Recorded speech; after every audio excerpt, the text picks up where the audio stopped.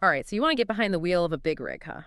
Well, today we're going to dive into what it takes to get your Class A, B, or C license. We're talking driver's ed materials, state regulations, all of that fun stuff. Yeah, these are the kind of things that are pretty standard across the U.S., but always, always double check with your specific state because the regulations, they can be a bit different here and there. Exactly. Definitely don't want to walk into that DMV without doing your homework first. So let's just get into it, shall we? One of the first things that jumps out is that you have to be able to read, write, and speak English. And, it might seem obvious, but I think it's worth unpacking why that's so important for our future truckers out there. Yeah, for sure. I mean, communication is just absolutely crucial when you're on the road, especially in a massive commercial vehicle. Right. I mean, you got to be able to understand all those road signs, some of which can be, well, let's just say they're not always super clear. And then, you've got to understand what's going on the radio, and you're potentially dealing with passengers, depending on the type of license dealing with cargo issues. Yeah. It all just requires being able to communicate clearly and effectively. Yeah, that makes perfect sense. And of course, you've got to pass both the knowledge and road tests, but we're going to dig deeper into those a little bit later. Now, this next one is pretty straightforward. You can't be addicted to alcohol or drugs. And again, might seem obvious, but what are the implications of that from a legal standpoint? Well, it goes way beyond, obviously, keeping the roads safe for everybody, which is the number one priority. Yeah. But we're talking about some serious legal liability here for both the driver and whoever's employing them. I mean, this could be lawsuits, massive insurance claims, We're talking high stakes when it comes to commercial driving. For sure, for sure. And speaking of high stakes, you've got to have your CDL on you at all times. And I don't mean just like tucked away in the glove compartment. I mean on your person. Yeah, absolutely. Law enforcement, they take CDL enforcement very seriously. Yeah. This isn't just like forgetting your regular driver's license at home. I mean, the weight of responsibility that comes with operating these vehicles is huge. Oh. So the regulations really reflect that.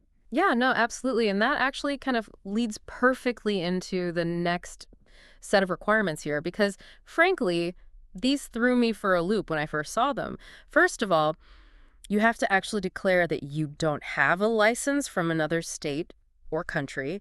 And on top of that, you have to surrender your current license when you go to apply for your CDL. Yeah, it definitely seems like a lot of hoops to jump through, but it all comes down to making sure that everything's on the up and up. Yeah, they're making sure you're not trying to pull a fast one. Right, exactly. Trying to Yeah. get a CDL when maybe you're in a little bit of trouble somewhere else. Right, exactly. So it's background check time.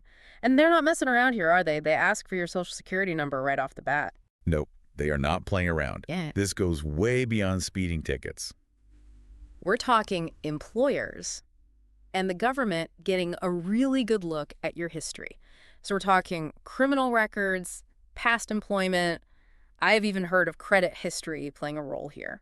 Oh, wow. Yeah, they're trying to get a complete picture of who's going to be behind the wheel of these massive vehicles. And, makes sense, right? We're talking about huge responsibility. Yeah, for sure.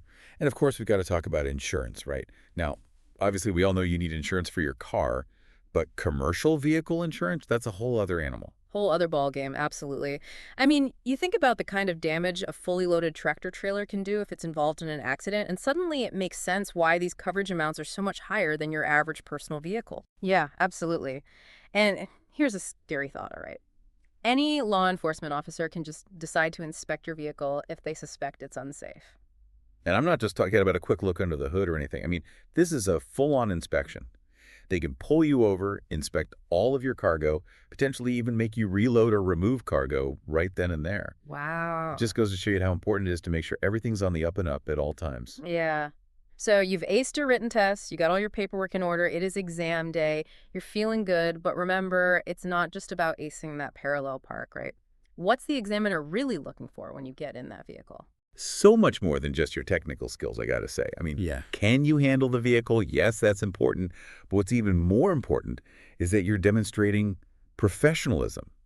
You're safety conscious. You're able to stay calm under pressure. You could be the best driver they've ever seen, but if you're not demonstrating responsible driving habits, it's just not going to cut it. Yeah.